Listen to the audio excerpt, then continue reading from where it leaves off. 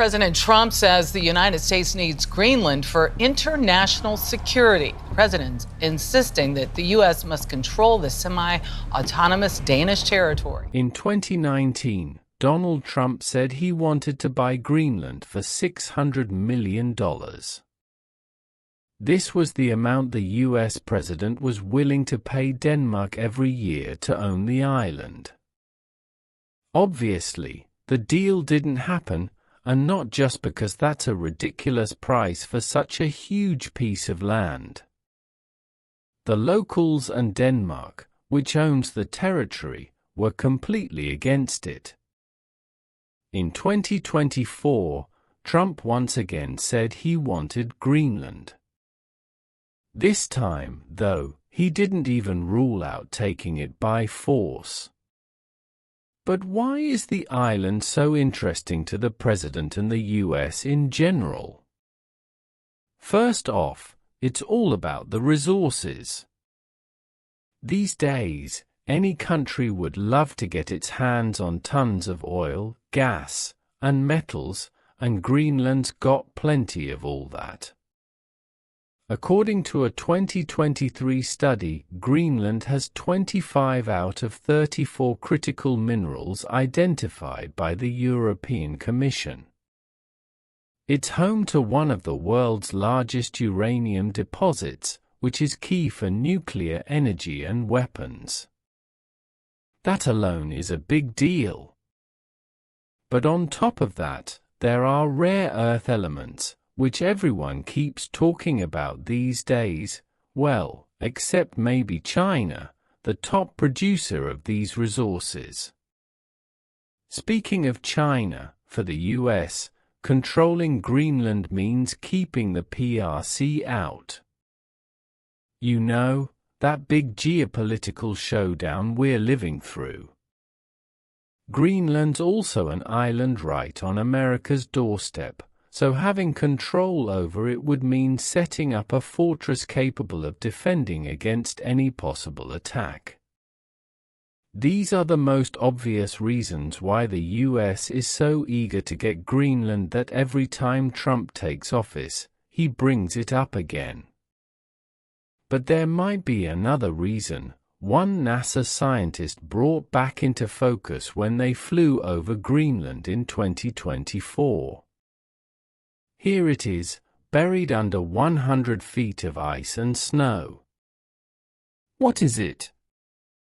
That's exactly what we're going to talk about today. Let's jump to the late 50s and early 60s. Somewhere in this place, the Americans started active construction, which of course caught Denmark's attention.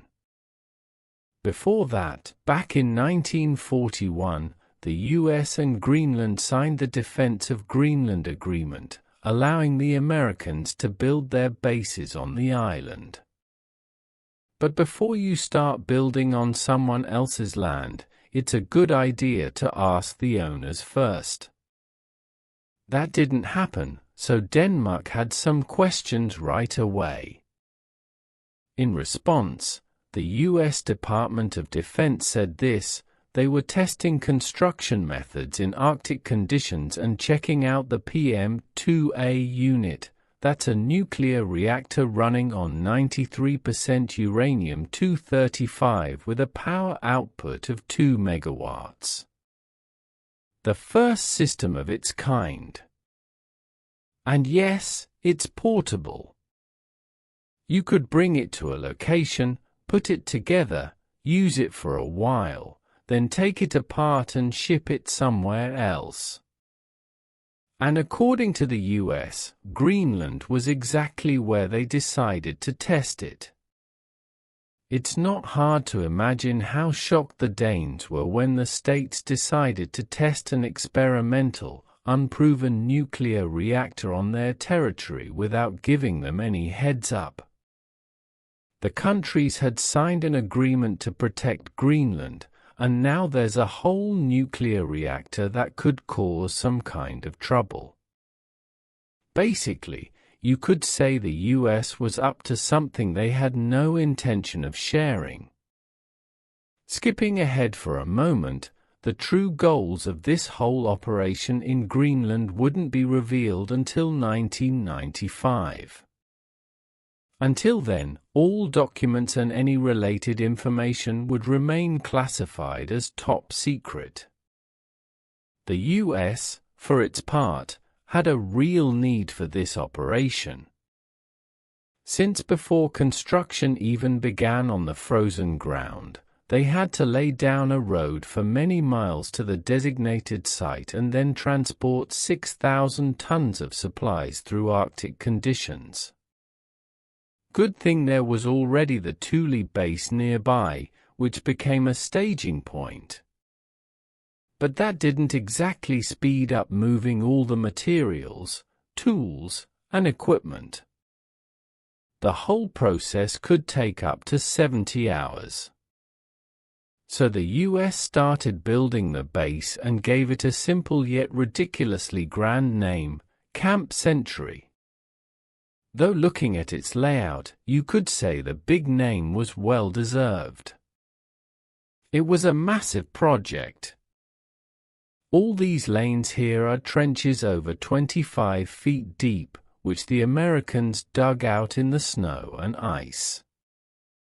To do that, US builders used these special machines that could move 21,100 cubic feet of snow per hour.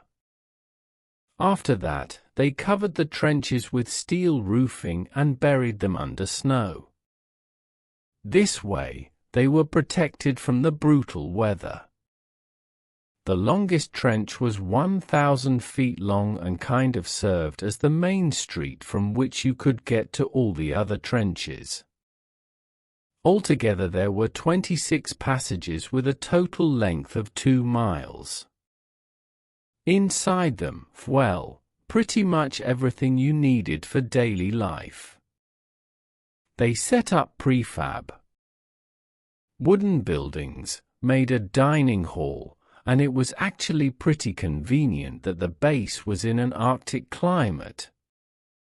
It made building refrigerators quick and easy. There, they also set up a small library, a chapel, a gym, and a movie theater. And of course, there were places to sleep, 200 of them. So in the camp of the century, you could sleep, eat, and have fun. Here's how they got water at the base, by the way. According to reports, its quality was better than water obtained by triple distillation in glass, all thanks to the camp engineer, Raul Rodriguez, who designed this system. He came up with the idea of drilling a well, lowering a pipe into it, and then hooking it up to a steam generator that produces steam and melts the ice. Brilliant, simple, and useful. Because thanks to the system, the base got 10,600 gallons of ready-to-use water each day. In general, it turned out to be something like a regular town for a few hundred people, only it was in the ice and powered by a small mobile reactor. That's exactly where the problems for Camp Century started. Do you remember how the system was experimental? The scientists and engineers couldn't deal with the difficulties. And in 1963, 33 months after they started, they decided to stop the reactor. And that was the right choice, because things could have gotten much worse.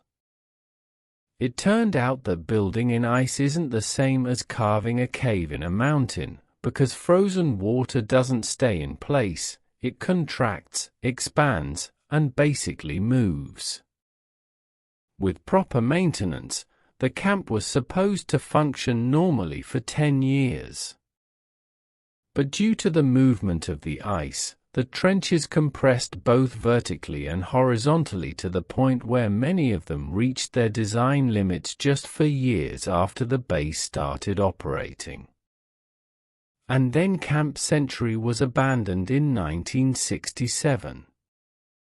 Gradually, the base was buried under snow, and it almost became one with the ice it was sitting on.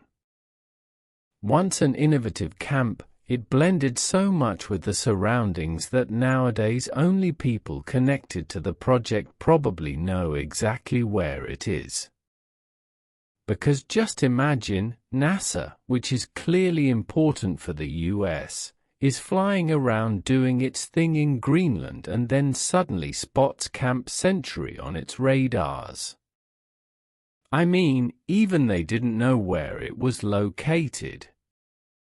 And there's a reason for that. It's tied to why the US might need to unearth its long-lost creation, Project Iceworm. Turns out this is exactly why the American military was digging so much and trying to survive in such tough conditions. In Camp Century, they planned to lay down rails to turn every trench into a path for transporting nuclear missiles. Of course, what would the Cold War be without them? No story of that time is complete without them. But here, it's on a whole different scale. The Americans wanted the missiles to move along trenches, get delivered to launchers set even deeper, and then be launched when needed. But hold on, the total length of the trenches at Camp Century was just over 1.8 miles, which wouldn't have been enough space for a lot of launchers and ammo. Well, that was just the beginning. Actually, the US wanted to build a system of tunnels across all of Greenland, 2,500 miles long and covering a total area of 52,000 square miles with about 600 launch sites capable of firing that many rockets at once. How do you like the idea of turning over 6% of the island's land into a nuclear base which spans more than 770,000 square miles? The US thought it was a great idea from a strategic point of view. Project Iceworm is really a good solution. Thanks to its presence in Greenland, the US could quickly and decisively respond to any missile threat. They also did a great job hiding the project. The research on construction in Arctic conditions, plus nuclear reactor testing, could only have been a cover for the real objective.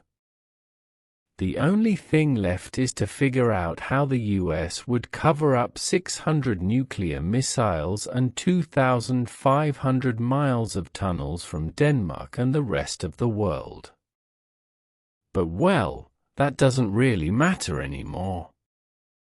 No one ever found out anything, because during the work on the project at Camp Century, they realized it's unlikely that this would work.